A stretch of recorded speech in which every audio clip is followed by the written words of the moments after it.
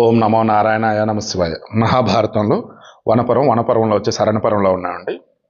మన వాసుదేవుడు శ్రీకృష్ణ పరమాత్ముడికి అండ్ శాలునికి యుద్ధం.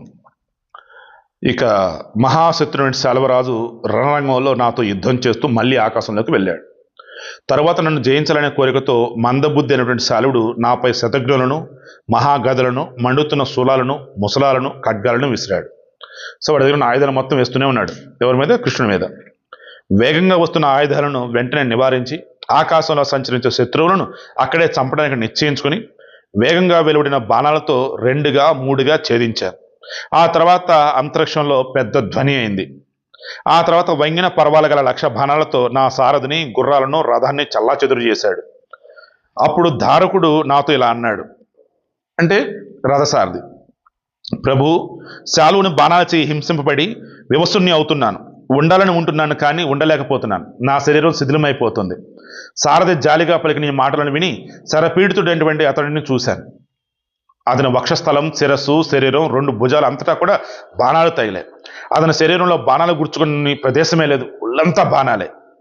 మేఘం వర్షిస్తే గైరికాది ధాతులతో ఎర్రగా ఉండే పర్వతంలా బాణాల దెబ్బల వల్ల కలిగిన రక్త ప్రవాహంతో అతడు ప్రకాశిస్తున్నాడు. యుద్ధంలో శాలువును బాణాల చేత దెబ్బతిని కళ్ళాలు చేతబట్టి మరణించబోతున్నటువంటి ఆ సారథిని చూసి అతడు మరణించకుండా ఆపాను. ఇంతలో ద్వారకా నివాసు ఒకనొకడు స్నేహం వల్ల కాబోలు తొందరతో నా రథం దగ్గరికి వచ్చి నాతో ఇలా చెప్పాడు, ఉగ్రసేనుని సేవకుడైనటువంటి ఆ పురుషుడు గద్గద కంఠంతో విచారగ్రస్తుడే చెప్పినటువంటి సంగతి నీకు చెబుతాను, తెలుసుకో. ద్వారకాధిపతి ఉగ్రసేనుడు నీకు ఈ సందేశాన్ని చెప్పాడు.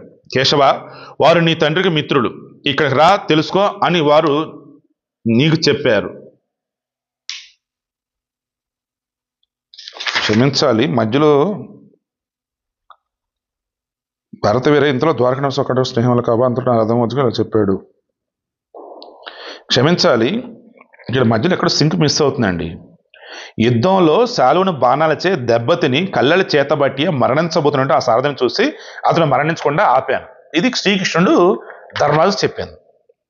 భారతవీర, ఇంతలో ద్వారకా నివాసు ఒకనొకడు స్నేహం వల్ల కాబోలు తొందరతో నా రథం దగ్గరకు వచ్చి నాతో ఇలా చెప్పాడు, యుధిష్ఠిరా, ఉగ్రసేనుని సేవకుడైనటువంటి ఆ పురుషుడు గద్గద కంఠతో విచారగ్రస్తుడే చెప్పిన సంగతిని నీకు చెబుతాను, తెలుసుకో. సో ఉగ్రసేనుని యొక్క సేవకుడు అతను వచ్చి కృష్ణుడితో ఒక మాట చెప్పాడంట. అది ఏమనంట, ద్వారకాధిపతి ఉగ్రసేనుడు నీకు ఈ సందేశాన్ని చెప్పాడు కేశవ, వారు నీ తండ్రికి మిత్రులు, ఇక్కడ రా, తెలుసుకో అని వారు నీకు చెప్పారు. ఓకే, శ్రీకృష్ణుడికి అతను చెప్పున్నాడు. ఏం చెప్పాడేంటి రేపు డిస్కస్ చేద్దాం.